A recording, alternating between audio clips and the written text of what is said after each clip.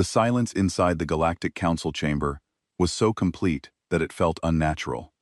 12 species sat around the enormous circular table, representing some of the most powerful civilizations in known space. Moments earlier, the hall had been filled with the usual sounds of diplomacy, whispered conversations, clicking mandibles, and the steady rhythm of a dozen different species breathing. Now there was nothing. No movement. No sound. Only shock. At the far end of the chamber, Ambassador Kafir of the Zephyrian Empire slowly rose from his seat. His blue-scaled hands gripped a datapad so tightly that his claws left visible marks across its surface. For a long moment, he simply stared at the report in disbelief. Then he looked up. "You assaulted Earth." His words sliced through the silence like a weapon. Several delegates visibly flinched. Kefir took a step forward. "You assaulted Earth," he repeated, his voice lower this time, as though he still could not believe the sentence was real. Around the table, uneasy glances were exchanged.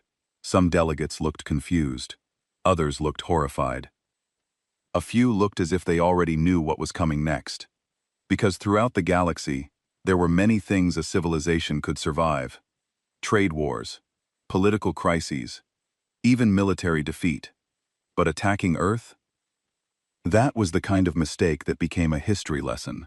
The words hung in the air. Every eye, whether compound, single, or triple, turned toward the hegemony delegation. Ambassador Veltar, a tall creature with gray skin and forearms, shifted uncomfortably in his chair. His species had ruled through force for centuries, but now he looked like a child caught stealing.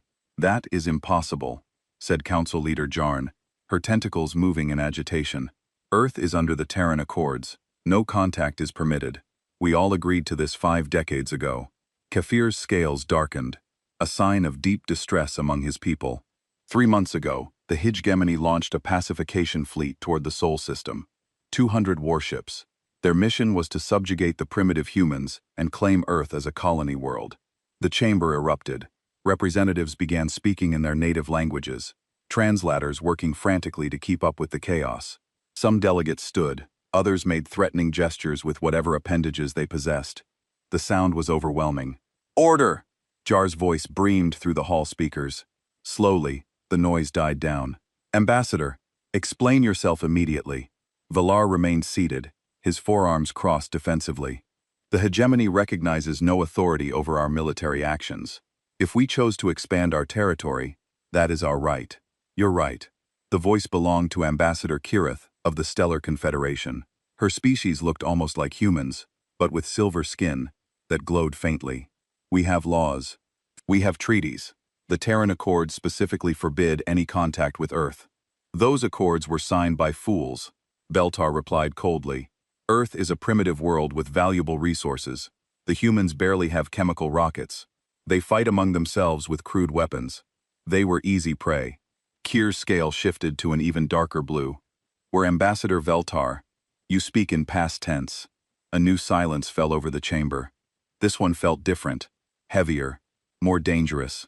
"The fleet completed its mission 3 months ago," Gular said, but his voice lacked confidence. "Earth is now under hegemony control." "Then, where are your ships?" asked Ambassador Wexel of the Tristar Alliance. His insect-like form clicked and chittered as he spoke. "Where are your reports? Where is your colonial administrator?" Veltar's gray skin darkened slightly. Among his species, this was a sign of uncertainty. Communications across such vast distances take time. The fleet is busy establishing control and processing the native population. 3 months is more than enough time for a status report. Kirath pointed out, "Your standard protocol requires communication within 2 weeks of any successful conquest." "The situation on Earth is complex," Rel said. Kafir activated his datapad and projected a hologram above the table. It showed star charts, fleet movements, and communication logs. This data was provided by Zephyrian intelligence. "It shows the Hegemony fleet departure from your military base," said Kepler-42. "It shows their trajectory towards Sol, and it shows," he paused dramatically, "absolutely nothing after they reached the Earth system." The hologram zoomed in on the Sol system. It showed the last known positions of the Hegemony ships as they entered the outer edges of human space. Then nothing. No signals, no status updates, No victory broadcasts that usually followed hegemony conquests. Perhaps their communications equipment failed, suggested Ambassador Nexvara of the Void Walkers. Her species rarely spoke, preferring to observe, which made her words carry extra weight. All of it. Kefir's voice rose. 200 ships and every single communication array failed simultaneously. That would be statistically impossible. Jane's tentacles rise slowly as she thought. The council leader had survived 3 centuries of galactic politics, and she recognized danger when she saw it. Ambassador of LR, I am ordering an immediate investigation. A council fleet will be dispatched to nitrogen monoxide. Veltar's shout surprised everyone. The hegemony ambassador had jumped to his feet, his forearms spread wide. No council ships will enter the Sol system. This is hegemony territory now. If it is your territory, Kirath said quietly, then you should have no problem with us visiting. Valtar's skin had gone almost black now. B. The native population has diseases that could affect other species. The fleet is in quarantine while they process this threat. Ambassador Wexmole's insect form clicked rapidly. The equivalent of laughter. Diseases. The Gemeni has conquered 47 worlds. Your medical technology can handle any primitive biological threat. This is different, Veltar insisted. How is it different? Jar demanded. For a moment, Veltar said nothing. Then, in a voice barely above a whisper, he said, "We don't know." The chamber fell silent again. Nobody moved. Nobody spoke. The weight of those 3 words settled over the council like a heavy blanket. Kefir was the first to break the silence. You don't know, because they're all dead, aren't they? Your fleet, your soldiers, your ships. Something happened to them. That's impossible, Veltar said, but his voice shook. Humans are primitive. They have no space fleet. Their weapons are crude chemical explosives and simple nuclear devices. They couldn't possibly threaten the hegemony fleet. Then where are your ships? Kirath asked again. Had no answer. Ambassador Nexvar spoke again, her voice like ice. The Terran Accords were not signed to protect other species from humans. They were signed to protect humans from us. But some of us wondered if we had it backward. What do you mean? Demanded Veltar, Nexvar's dark eyes fixed on him. Some of us wondered if the Accords were meant to protect us from them. The implications of her words rippled through the chamber. Ancient fears buried under decades of assumed superiority began to surface. Earth was supposed to be safe, primitive, harmless. If that was wrong, what else had they been wrong about? Jirani's voice was carefully controlled when she spoke again. This session is adjourned pending further investigation. Ambassador Veltar, you will provide all data regarding this unauthorized mission, and you will pray to whatever gods your species worships, that your fleet is simply experiencing technical difficulties. As the delegates filed out of the chamber, none of them spoke. Each was lost in their own thoughts, wondering the same terrible question. Why had the hegemony awakened? 3 weeks had passed since the emergency council session, and the silence from the Sol system had become deafening. Ambassador of the hegemony sat alone in his quarters aboard the council station, staring at a blank communication screen. He had sent 17 messages to Fleet Command, each more desperate than the last. Not one had received a reply dot in the council chambers. Emergency meetings had become daily events. Jer had authorized long-range scans of the Sol system using the most powerful sensors the galactic community possessed. The results made no sense. The system appears normal, reported Chief Scanner Yiklon. Is multiple eye stalks focusing on different data streams simultaneously. 8 planets, asteroid belts, single star. But, prompted Kirath, leaning forward in her chair. There are no artificial signatures, no fleet formations, no mining operations, no colonial infrastructure. If the hegemony conquered Earth 3 months ago, they should have established at least basic facilities by now. Ambassador Wexall clicked his mandibles thoughtfully. Perhaps the conquest was more difficult than expected. Human resistance could have delayed construction. Cather shook his head, his blue scales rippling with agitation. Hegemony's standard procedure is to establish orbital platforms within 72 hours of any successful invasion. They would need those platforms to process the native population and extract resources. Maybe the population was larger than expected, suggested Ambassador Nexvara. Human census data from our last observation indicated nearly 8 billion individuals. Veltar finally spoke from his seat. His gray skin had remained dark for days now. a sign of ongoing stress among his people. The fleet was equipped to handle populations 10 times that size. Even if every human fought to the death, it would not explain the silence. The words hung heavy in the air. Everyone knew what Veltar was not saying. If the fleet was silent, it was probably dead. Jaren's tentacles moved in slow, worried patterns. Ambassador Veltar, I must ask again, do you have any other information about this mission? Any detail you might have overlooked? Was quiet for a long moment. When he spoke, his voice was barely audible. The mission commander was Admiral Kuther. He was my clutch brother. We shared the same spawning pool. If he were alive, he would have found a way to contact me. This admission sent a chill through the chamber. Among the hegemony species, clutch bonds were sacred. If believed his brother was dead, the situation was even worse than they thought. What do we know about human military capabilities? Asked Ambassador Rendok of the Outer Reaches. His species looked like walking trees, and when he spoke, his voice rustled like leaves in wind. Kefir activated his data pad. According to our last survey conducted 15 years ago, humans possess chemical rockets capable of short-range spaceflight. They have nuclear weapons, but crude ones. Their largest warships are chemical-powered vessels that cannot leave their atmosphere. They have no energy shields, no plasma weapons, no faster-than-light capabilities. 15 years is a long time, Kirath pointed out. Species can advance rapidly when pressured. Not that rapidly, Wexmo countered. To go from chemical rockets to fleet-killing capabilities in 15 years would require technological advancement beyond anything we've seen before. Next, Vara stood slowly, drawing all attention to her. The Voidwalkers rarely spoke unless they had something important to say. There is something we are not discussing, something we should be discussing, which is Jere asked, why were the Terran Accords really created?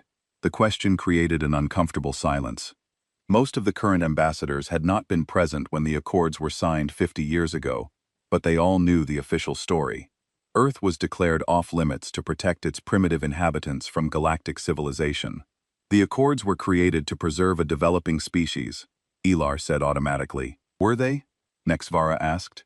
Or were they created because someone was afraid? Kirth frowned. Afraid of what? Humans were barely able to reach their own moon when the Accords were signed.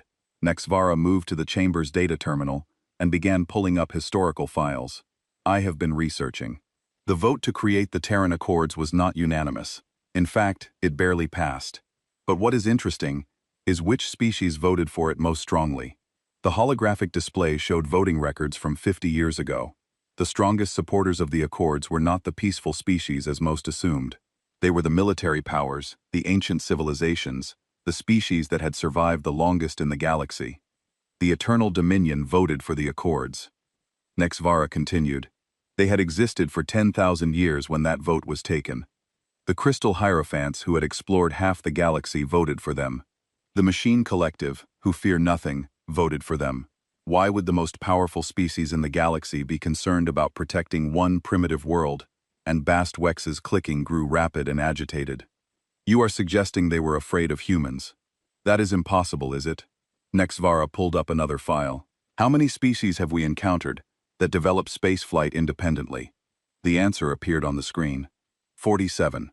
And how many of those species developed spaceflight without outside help or contact? A new number appeared. 3. Humans are one of those 3, Nexvar said quietly. Most species develop space travel because they meet us first. We inspire them or threaten them or help them, but humans developed it completely alone. That is unusual. Kefir's scales had gone pale. You think the ancient species knew something we don't? I think the ancient species have long memories, Nexvar replied. And I think they remembered something about humans that made them vote to keep them isolated. Stood abruptly. This is ridiculous conspiracy thinking. Humans are primitive. They cannot have destroyed a hegemony fleet. Then where is your fleet? Kirth asked, for what felt like the Hunftha. Veltar had no answer. Jarina made a decision. I am authorizing a long-range probe mission. Unmanned scouts will approach the Sol system and attempt to gather detailed information that violates the Terran Accords. Veltar protested. The hegemony already violated them when they launched their invasion. Jar replied coldly. We need to know what happened. The probe mission was launched 6 hours later. 3 small, stealthy ships, equipped with the most advanced sensors available, began the long journey toward Earth. They would take 2 weeks to reach the solar system, assuming faster-than-light travel was safe. That night, alone in his quarters, Veltar tried once more to contact his brother's fleet. The communication channel opened, transmitted his message across the vast distances of space, and returned nothing but silence. For the first time since the invasion was planned, allowed himself to consider the impossible. What if the humans had won? The thought terrified him more than he wanted to admit. The emergency beacon was weak, barely detectable, and it took the Council rescue ship 3 days to locate its source. When they found it, floating in the empty space between star systems, it was a single hegemony escape pod. The small craft was damaged, its hull scarred by energy weapons that no Council member could identify. Inside the pod, the rescue team found 3 survivors. Ambassador Veltar arrived at the medical station within hours. He pushed past the doctors and technicians, his forearms trembling as he approached the recovery ward. Through the transparent barrier, he could see them. Subcommander Yakaran, Navigation Officer Telmar, and Engineer Dexlock. All 3 were awake, but their eyes held a look had never seen before in hegemony soldiers. Terror. "Let me speak with them," Veltar demanded. The medical chief, a kindly creature from a species that specialized in healing, shook her head. "They are not ready. They have been through severe trauma. Whatever happened to them has left deep psychological scars." "I don't care about their mental state," Veltar snapped. "I need to know what happened to the fleet." The medical chief's multiple eyes fixed on him sadly. "Ambassador, I have been treating trauma victims for 60 years. I have never seen anything like this. These soldiers are broken. They speak of things that cannot be real."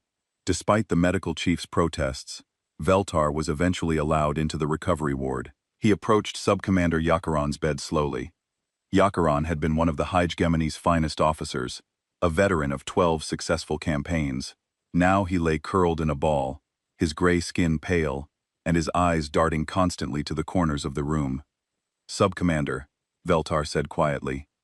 "It's Ambassador Veltar. Can you hear me?" Yakar's eyes focused slowly. When he recognized, his entire body began to shake. "They knew," he whispered. "They knew we were coming." "Who knew?" "The humans. Not just humans." Yakaran's voice was barely audible. "Something else. Something that looked human but wasn't. Their ships. Their ships were wrong."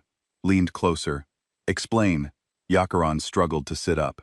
"When we arrived at Earth, everything seemed normal. One small planet, some primitive orbital stations that looked like communication satellites, a few chemical rockets in space docks. The Admiral was pleased. He said it would be over in hours. What changed? The satellites moved." Yakaran's voice cracked. "They weren't communication devices. They were weapons. Weapons like nothing we've ever seen.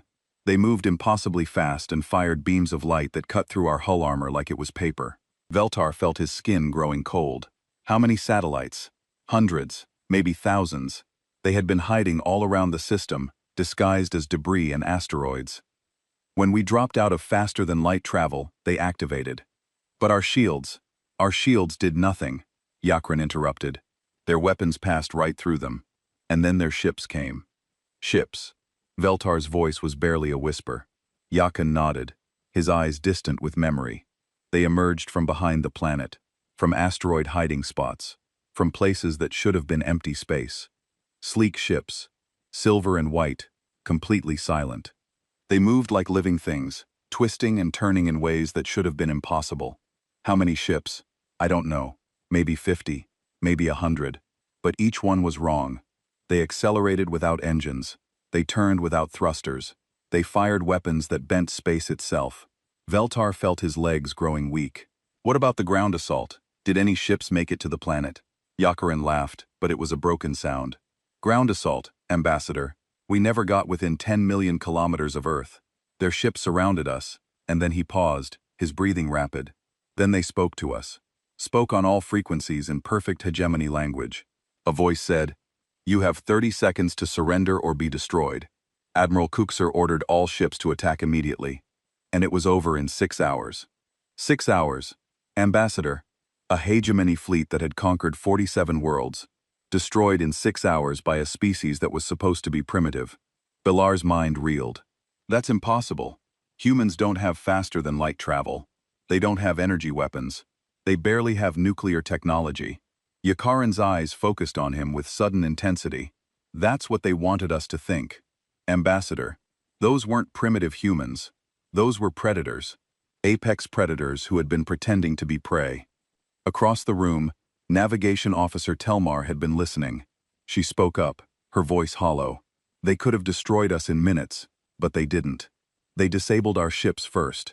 Gave crews time to abandon ship. They were merciful. Merciful? Veltar couldn't process this. They could have killed every single one of us, Telmar continued. Their weapons were that advanced, but they destroyed the ships and let the crews escape. Most of the escape pods made it out of the system. Most Engineer Dexlock spoke from his bed, his voice mechanical and emotionless. Some pods were captured, taken aboard the human ships. We saw the humans through the viewports when they brought prisoners aboard. What did they look like? Like humans, Dexlock said. But their eyes were different, ancient, like they had seen the rise and fall of civilizations. They looked at us with pity. Ambassador Pity? Tar sat down heavily in a nearby chair. Did they say anything else? Give any message? Yakaran nodded slowly. Before they released us, the voice spoke again. It said, "Return to your council. Tell them what you have seen. Tell them that Earth remembers every species that has visited us, and we remember what they did. Tell them we have been patient.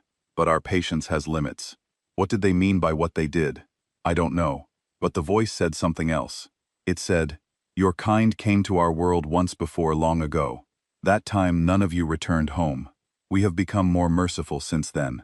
The medical ward fell silent except for the soft humming of life support systems. Veltar stared at the three survivors trying to process what he had heard. Everything he thought he knew about humans, about Earth, about the balance of power in the galaxy was wrong. Ambassador Yakaran said quietly, "There's something else. When the human ships captured the other escape pods, they downloaded our navigation data. They know where we came from. They know the location of every hegemony world, every council world, every major settlement in the galaxy." Veltar's skin went completely black with fear. "Are you saying they're coming here?"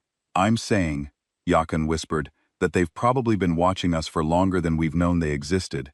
And now they know we attacked them." Outside the medical station, space looked empty and peaceful. But Veltar found himself staring into the darkness, wondering what might be out there, watching them, waiting for the first time in his life. The idea of human contact filled him with dread instead of anticipation. The galaxy's greatest predators had revealed themselves, and they were nothing like what anyone had expected. They were worse. The Council's greatest minds have been analyzing the escape pod for 2 days when they found it. Hidden deep within the navigation computer's memory core, buried beneath layers of standard data, was something that should not have existed. A complete file of human origin. Chief Technician Calvex, whose species had natural talent for understanding technology, made the discovery while searching for clues about the human weapons. Her 6-fingered hands moved rapidly across the control interface as data streams flowed across multiple screens. "This doesn't belong here," she muttered, her tail tip twitching with concentration. This file wasn't created by hegemony systems. Ambassador Kefir looked up from the tactical analysis he had been studying. "What kind of file?" "It appears to be a message, but the encryption is unlike anything in our databases. The structure is completely alien to our computer languages, yet somehow our systems can read it perfectly. Open it." Calvex hesitated. "Sir, if this is some form of human virus or attack program, open it," Kefir repeated firmly. The file activated, and immediately, every screen in the analysis chamber displayed the same image. Earth, as seen from space, but not as they had ever seen it before.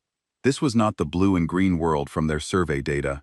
This Earth was surrounded by a complex network of space stations, orbital platforms, and ships that dwarfed anything the Council had ever built. Then a voice filled the chamber. It spoke in perfect galactic standard, but with subtle differences that suggested the speaker had learned the language recently. "Greetings, Galactic Council. This message is for your leadership and their advisors. My name is David Chun, and I serve as Earth's first official representative to galactic civilization."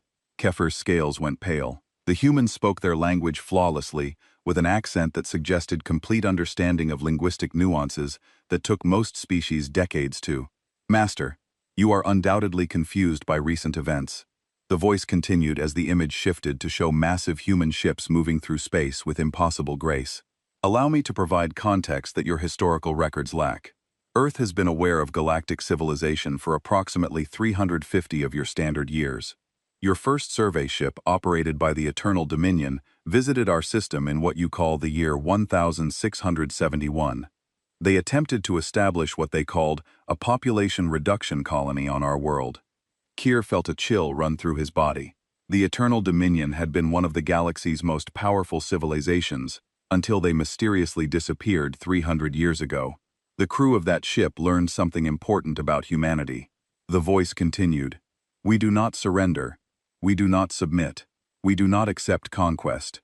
The Dominion crew discovered this when their population reduction efforts were met with coordinated global resistance and technology they had not expected to encounter. The image changed again, showing what appeared to be ancient Earth human settlements, but with technology that seemed far beyond what their surveys had indicated. That ship never returned home because its crew chose to remain on Earth after their government fell. Their descendants still live among us, as do the descendants of 14 other species who have attempted conquest over the centuries. 14 other species? Kefir whispered. The human voice answered as if he had heard the question. Yes, Ambassador Kefir. We know you are listening. Your species attempted contact 87 years ago. Unlike the others, your people came in peace, seeking trade and knowledge. We welcomed them. Some chose to stay.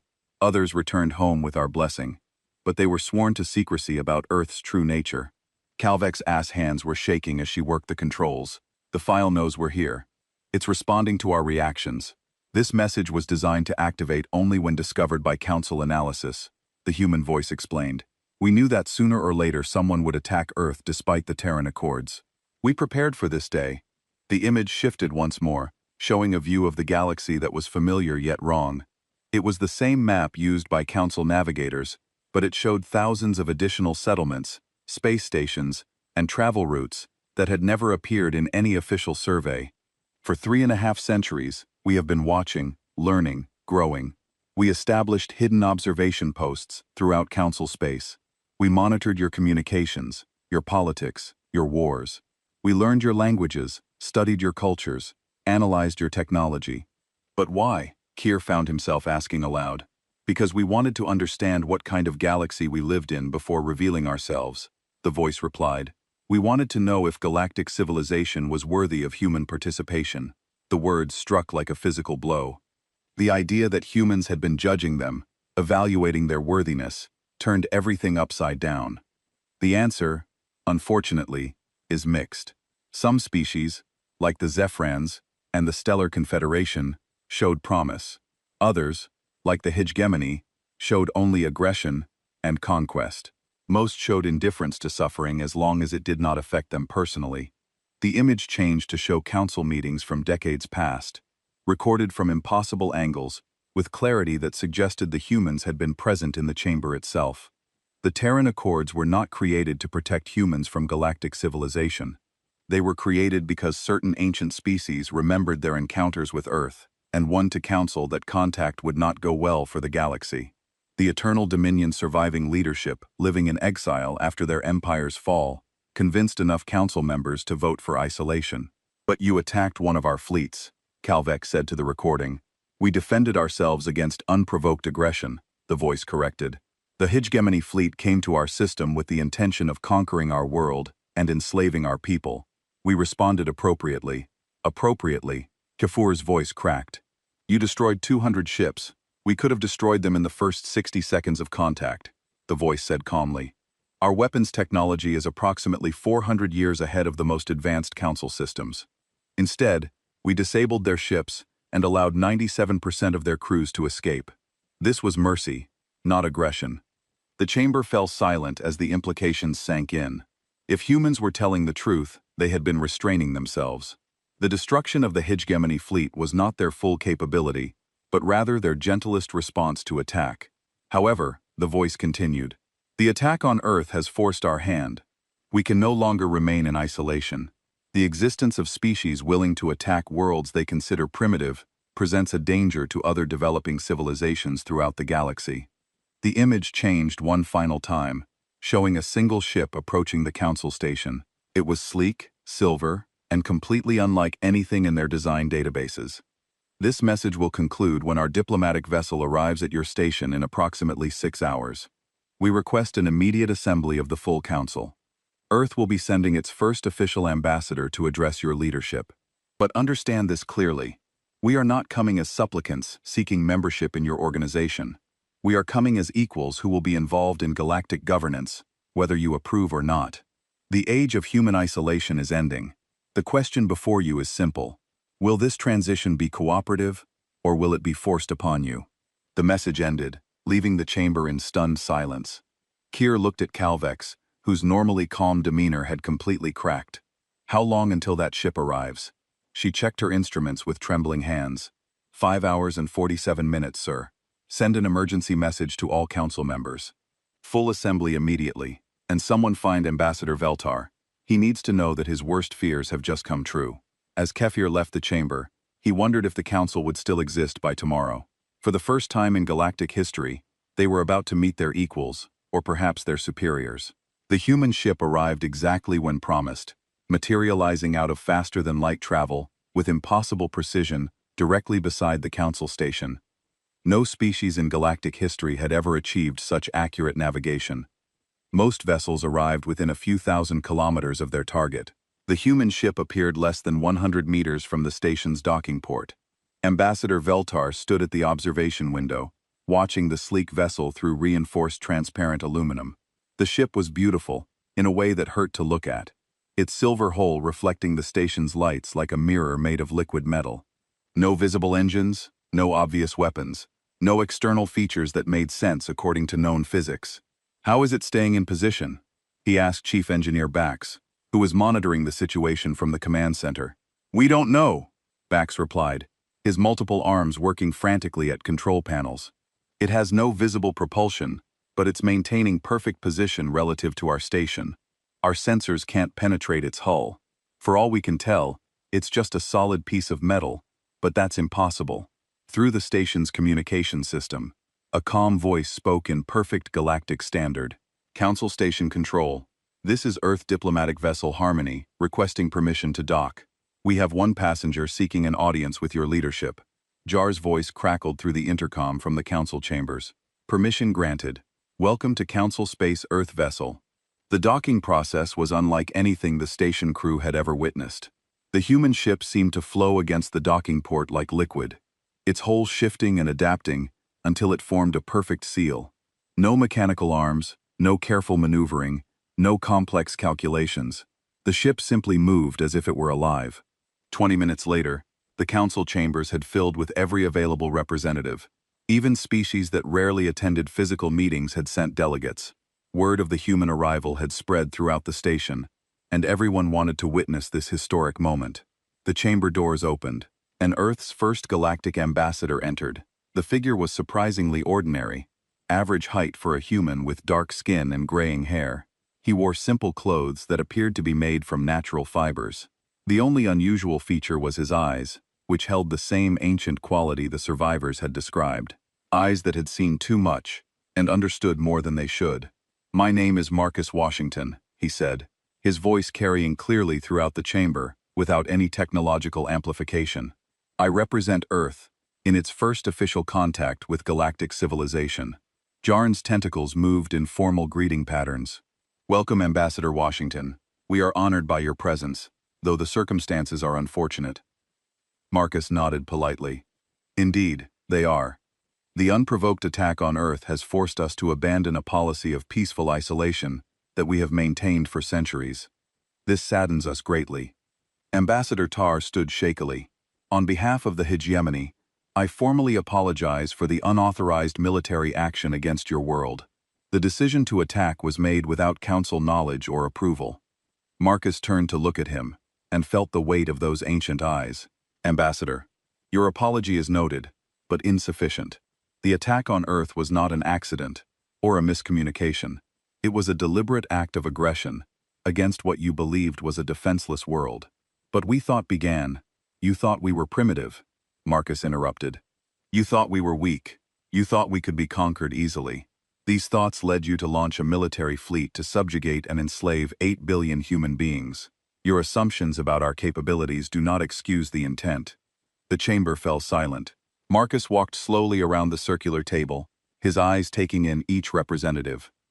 For 3.5 centuries, we have watched this council. We have seen the good you have accomplished, the peaceful resolution of conflicts, the sharing of knowledge, the protection of developing species. We have also seen the evil you have allowed, the enslavement of entire worlds, the casual genocide of species deemed inconvenient, the systematic exploitation of those too weak to resist. Ambassador Kurth leaned forward. If you have been watching us for so long, why did you not reveal yourself sooner? Marcus paused beside the Stellar Confederation's delegation. Because we hoped you would grow beyond your current limitations without our intervention. We hoped that galactic civilization would evolve naturally toward justice and peace. Instead, we watched you become comfortable with inequality, oppression, and the rule of force. But you use force against our fleet, Beltar protested. We use the minimum force necessary to defend our world against unprovoked aggression, Marcus replied. We could have destroyed your entire fleet in seconds. Instead, we disabled your ships and allowed your crews to escape. Even now, the surviving members of your fleet are being treated as guests on Earth while we determine what to do with them. Guests? Veltar's voice cracked. Prisoners would imply we intended punishment. We do not. Your soldiers were following orders from their government. We hold them no ill will, though they did attempt to enslave our entire species. Marcus reached the head of the table where Jaren sat. Council leader, Earth is prepared to offer a proposal that will benefit all species in this galaxy. But first, we must address the immediate issue of the Hegemony's actions. What do you require? Jer asked.